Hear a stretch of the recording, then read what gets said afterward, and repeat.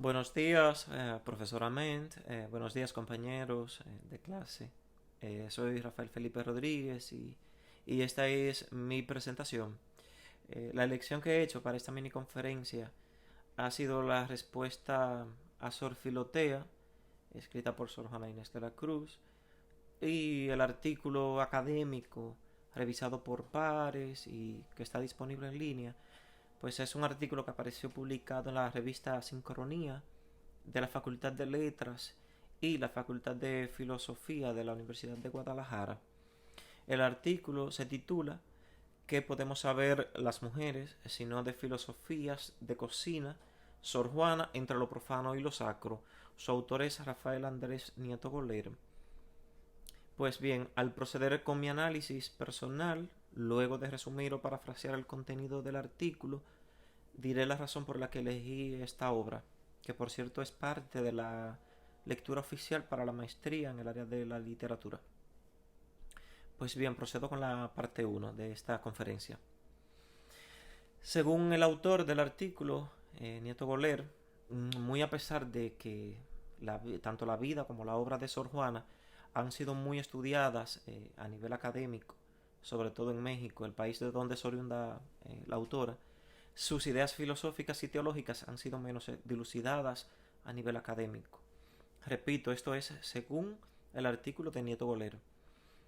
El autor hace hincapié en la filosofía y la teología que sentó Sor Juana, tanto en su carta tenagórica, de la que no haré mucho énfasis en esta pequeña conferencia, como en su respuesta a Sor Filotea, que dicho sea de paso, esta última surgió a consecuencia de la publicación sin su previa autorización de la carta atenagórica.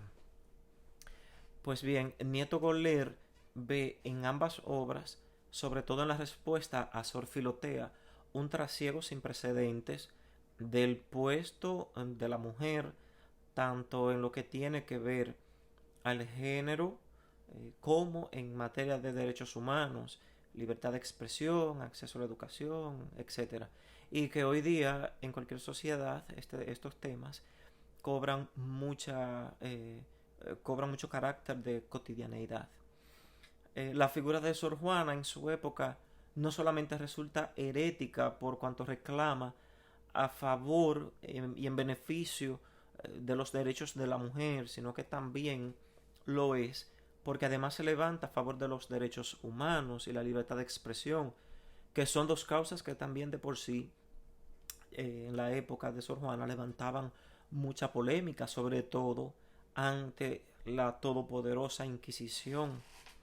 Pues bien, de manera irónica en su respuesta a Sor Filotea, Sor Juana deja caer la pregunta: ¿qué podemos saber las mujeres si no filosofías de cocina? Con tan solo una lectura que uno haga de la respuesta a Sor Filotea, pues nos damos cuenta de que estamos ante una obra que rebosa erudición. Y entonces la pregunta viene a ser como la serpiente que se come su propia cola, con toda la sapiencia que expone Sor Juana dentro de esta obra. La pregunta se recubre de ironía y a la vez queda contestada. Eh, en el artículo, Nieto Goler afirma que la vida de Sor Juana sigue siendo muy enigmática y que está cubierta por un velo de misterio, pero que la misma Sor Juana es todo un misterio, ella en sí, y no es para menos, pues la autora logró en una época muy difícil, a pesar de la época, las vicisitudes que encerraba ser mujer, logró sus ideales y además de ser mujer era religiosa, que era una razón más poderosa y más fuerte para estar atada a las imposiciones de la iglesia. O sea, vivió en una época en que la mujer no tenía opciones y ella se fabricó sus propias opciones dentro de las pocas posibilidades que le dejaron, obviamente. Ella usó la vida conventual para lograr sus sueños de erudición y conocimientos y de educación y de cultura. O sea que Sor Juana descartó la vida de casada y al hacerlo, pues la única opción que le quedaba era hacerse religiosa, pero ella usó esta, vamos a decir, esta elección por eliminación para sus propios propósitos. En pleno siglo XVII, una mujer jamás podía quedarse soltera porque sí o porque así lo deseara. Tenía que elegir ser una mujer casada, casarse, tener hijos, o ser una mujer de la vida religiosa, meterse a monja. Pues ella eligió la menos mala. Y asimismo lo expresa en una de sus obras, pues se consideraba a sí misma como que ella no tenía personalidad, mucho menos vocación para ser monja, pero vio en esta elección más oportunidad para instruirse que dentro de la vida de casada. El autor del artículo, Nieto Goler, afirma que la respuesta a Sor Filotea, a la par de la carta atenagórica, son las mejores obras en prosa de Sor Juana Inés, pues las considera las depositarias tanto de la filosofía como de la teología de la monja, y porque también hoy día se han convertido en grandes pilares de los derechos de la mujer y de la equidad de género, el acceso a la educación y la cultura, entre otros. Eh, en su respuesta a Sor Filotea se pone de manifiesto que Sor Juana ya había estudiado a las mujeres que la precedieron en el mundo de las letras, la cultura, la ciencia, y menciona también algunas mujeres que son de su época, contemporáneas con ella. Lo hace en diversas áreas y en diversas culturas y países y religiones, no solamente dentro de la suya propia. La autora menciona esta pléyade de mujeres destacadas en las letras, el arte, la cultura en general, como una forma de contrastar el poco acceso que tenían las mujeres a la vida profesional. Recuérdese que en los tiempos de Sor Juana ser monja también se consideraba como una profesión y que por ello no todos veían con buenos ojos que una mujer se metiera a monja y que encima se destacara al modo que Sor Juana Inés lo hacía. El artículo de Nieto Goler, el título, es extraído de esa pregunta retórica, irónica, perdón, que lanza la autora en su respuesta a Sor Filotea. Deja entrever que la sociedad de la época consideraba que la cocina era la única filosofía a la que una mujer podía aspirar y en la única que podía ser buena. Pero Sor Juana, con su derrocha de intelectualidad, de brillantez, de exquisita erudición, pues les dice a todos sus detractores que están muy equivocados. El artículo de Nieto Goler pues termina destacando el por qué tanto la carta atenagórica como la respuesta a Sor Filotea fueron tan controversiales en su momento cuando fueron publicados. Y bueno, todo se puede resumir diciendo que Sor Juana rebatió rebatió la opinión de un alto prelado católico que es Monseñor Vieira, y en esto Sor Juana estaba incurriendo en dos desobediencias según la época y según su profesión, que era monja. Primero, estaba opinando sobre asuntos de fe y se consideraba que las mujeres debían guardar silencio en cuestiones de doctrina y de fe, como lo alega la Biblia y como lo alega el apóstol Pablo. Y segundo, está refutando la opinión de un hombre, y este hombre a su vez es un superior de Sor Juana, y por ende se supone que ella debía acatar sin rechistar la opinión que ese superior suyo haya ofrecido, cosas que Sor Juana obviamente no hizo. Pues bien, procedo a la parte 2 de esta conferencia, que es mi propio análisis crítico tanto del artículo de Nieto Goler como de la respuesta a Sor Filotea. Pues lo primero que debo decir es que la razón por la que me decanté por esta obra es porque a través de ella logré entender y conocer el personaje que es Sor Juana Inés de la Cruz. El autor del artículo ciertamente tiene razón cuando dice que la respuesta a Sor Filotea es la forma biográfica más directa que tenemos de la controvertida autora.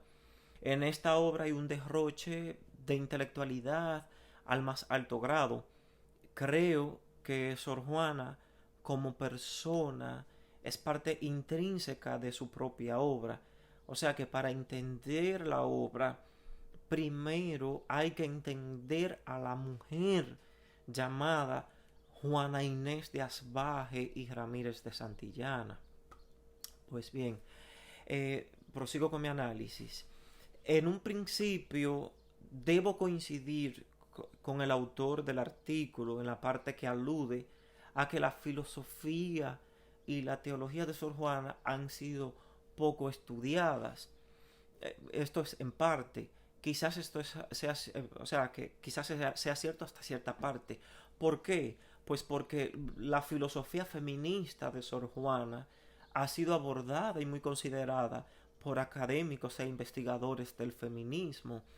Quizás no ha sido llevada al nivel de una Simone de Beauvoir, pero sí que ha tenido su repercusión dentro del pensamiento filosófico feminista. No así con su teología, y esto es de entenderse, pues las religiones, sobre todo las de origen judeocristiano, se han fundamentado en una cultura patriarcal, por no decir machista, y el pensamiento teológico de Sor Juana aún hoy día sigue en completo enfrentamiento con esa cultura patriarcal que impera en las mayoría de religiones. Si miramos la posmodernidad, pronto nos encontraremos con poca o ninguna monja que sobresalga en los avatares teológicos y filosóficos de la Iglesia Católica. Nos podemos encontrar con una Teresa de Calcuta que brilla por su labor altruista, pero no por su pensamiento teológico, por fundar un pensamiento teológico o por contradecir un pensamiento teológico, filosófico, de corte intelectual, al modo que lo hiciera Sor Juana Inés dentro de la Iglesia Católica e inclusive fuera también de la institución católica. Al leer la respuesta a Sor Filotea, llama la atención que a la misma Sor Juana le sorprende, aún en su propia época, que a las mujeres se las tenga relegadas al silencio y al ostracismo dentro de la iglesia, cuando ya en tiempo mucho más antiguo al suyo, un sinnúmero de mujeres ilustres brilló con luz propia en diversas áreas del arte, la cultura y la ciencia, y ella lo menciona dentro de su obra Respuesta a Sor Filotea. De hecho, Sor Juana hace un inventario de todas esas mujeres, demostrando que el feminismo tiene unas raíces mucho más profundas de lo que todavía hoy se cree, porque muchas de esas mujeres que ella menciona tuvieron los mismos inconvenientes, que son los mismos que sigue teniendo la mujer hoy día, porque aunque las cosas están muy encaminadas al cambio, que se han logrado ciertos cambios en cuanto a la equidad de género, aún no se ha concretado del todo, y esto es un secreto a voces. De lo que expresa Nieto Goler en su artículo y de lo que la misma Sor Juana manifiesta en su respuesta a Sor Filotea, pues se puede descubrir lo que ocurre cuando el subalterno habla, que es lo que tratamos en la primera semana de clases. Se le considera de hereje, se le resta autoridad por cuestiones de género, de raza, aunque la obra del subalterno abre por sí sola, como ocurre en el caso de Sor Juana y las dos obras que aborda el artículo de Nieto Goler, que son la respuesta a Sor Filotea y la carta atenagórica. De manera despectiva, por ser mujer, se preguntan sus detractores qué puede ella saber sino de filosofías de cocina, pero su propia obra expresa sin el menor resquicio hasta dónde puede llegar el conocimiento que la mujer puede adquirir. Pero hay algo que Sor Juana Inés deja muy en claro en su respuesta a Sor Filotea y que el artículo de Nieto Goller resalta, y es que el género no determina que hagas bien o mal un oficio. No se trata de que por ser mujer ella quiera llegar a ser como San Agustín o el mismísimo Aristóteles, aunque, sin tener la capacidad. En otras palabras, Sor Juana nos está diciendo a todos que lo primero que se debe considerar es la aptitud que uno posea para adquirir conocimiento. O sea, no todas las mujeres nacieron para ser intelectuales al modo de Sor Juana, pero tampoco todos los hombres nacieron para ser intelectuales o doctos al modo de San Agustín. O sea que ante esta disyuntiva se debe dejar a un lado la cuestión de género. Por ejemplo, y ya que el artículo y la misma Sor Juana Inés hablan de la cocina, diré que el arte culinario siempre se vio como un oficio de mujer. Hoy día hay lugares donde es mal visto que el hombre se dedique a la cocina. Creo bueno, y ya hay hombres que se dedican, por cierto, a la cocina de manera profesional. Yo considero que esto es parte de los efectos del feminismo, porque no se trata solamente de la reivindicación de los derechos de la mujer, sino también de la equidad de género. Y la equidad de género significa que se permita tanto a la mujer como al hombre un mayor acceso a oficios que reclamen para sí cada uno independientemente del género. Otra cuestión que aborda el artículo de Nieto Goller y que me hace coincidir con el artículo y con la respuesta Sor Filotea es que hoy día estos temas se revisten de mucha actualidad porque la lucha por los derechos humanos o por la equidad de género, el acceso a la educación y a la cultura y a la preparación académica siguen siendo temas muy vigentes en muchos lugares del mundo por diversas razones.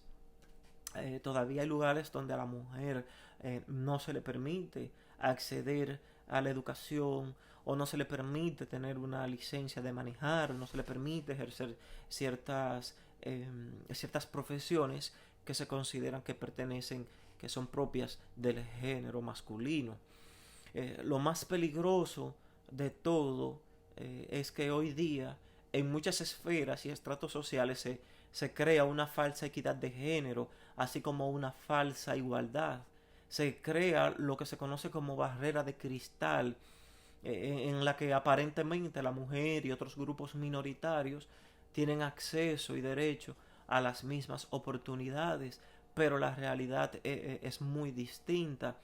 Por ejemplo, la equidad de salarios entre hombre y mujer, o entre grupos étnicos, latinos, afroamericanos, blanco, estadounidense.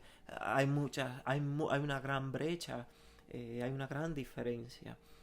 Lo mismo pasa hoy día con la mujer profesionista, que al igual que ocurrió con Sor Juana Inés, se le vigila. A la mujer hoy día se le vigila a ver si a la par de sus estudios y su preparación es buena madre, es buena esposa, es buena hija, es buena hermana. Y si va y ocurre que a uno de sus hijos le pasó un accidente o le ocurrió algo, un percance, entonces inmediatamente le echan la culpa a la ocupación de la mujer. Pues eso es porque la mujer está perdiendo el tiempo está desatendiendo su hogar, sus obligaciones de madre, sus obligaciones de esposa, sus obligaciones de hermana, por atender a su profesión o en los afanes de estudiar y prepararse. Y esta crítica hacia la mujer tiene efectos muy nocivos sobre el género. Lo mismo le pasó a Sor Juana Inés, pues las críticas que recibió por parte de Sor Filotea, que Sor Filotea no es más que el seudónimo del obispo de Puebla, Manuel Fernández de Santa Cruz, pues el efecto de esta crítica sobre ella fue tal que después de la controversia que creó la publicación de la Carta Atenagórica y la posterior publicación de la respuesta a Sor Filotea, pues la monja vendió todas sus pertenencias, toda su biblioteca, y dedicó el dinero que produjo, las ganancias que produjo con la venta, a la beneficencia, dice que se lo dedicó para los pobres, y no volvió a escribir. O sea que la respuesta a Sor Filotea fue escrita alrededor de 1691 y se tiene constancia de que Sor Juana dejó de escribir para 1693. En todo esto, la misoginia eclesiástica y social jugaron su papel. Como corolario a mi conferencia, quiero agregar que Sor Juana Inés de la Cruz no solamente es un ícono para lo que es la filosofía feminista y la poesía del barroco hispanoamericano, sino que también es un reto para todo intelectual y también una musa para cualquier defensor hoy día, tanto de los derechos humanos como la equidad y el derecho a la educación. Bueno, hasta aquí mi pequeña ponencia y muchas gracias.